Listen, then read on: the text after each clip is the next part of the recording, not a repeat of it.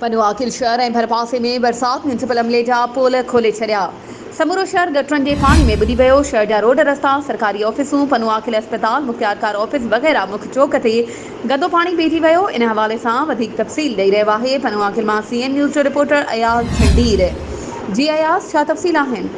जी बिल्कुल, पन्नो आकिल ऐं भरपासे जे इलाइक़नि में ताज़ी हल्की बरसात बाद पन्नो आकिल जा रोड रस्ता ऐं मुख़्तलिफ़ पाड़ा अहम चौक गंदे पाणी जे न रुॻो घेरे में अची विया आहिनि, पर गटरनि ऐं निकाल जो गंदो पाणी जो हुन सां मिली रोडनि रस्तनि चौकनि ते उहो पाणी पइजी वियो आहे। ऐं केतिरनि ई इलाइक़नि में जेके कचूं आबादियूं आहिनि उन्हनि में पाणी घरनि में दाख़िल थियणु लॻो आहे ऐं जंहिं सबबु सख़्तु बदबू खां सवाइ मच्छरनि जो आज़ार वॾे पैमाने ते पैदा थियल आहे ऐं बिजली पिणु ग़ाइबु आहे।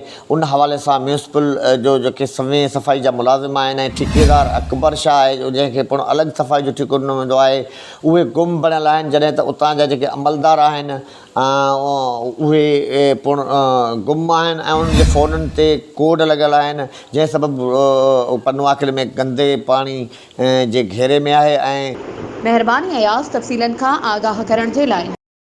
वधीक ख़बरुनि ऐं अपडेट्स जे लाइ असांजे चैनल खे सब्सक्राइब कयो ऐं हा, बेल आइकन खे प्रेस करणु न विसारिजो त जीअं असांजी हर नई अचण वारी वीडियो तव्हां ताईं पहुचे।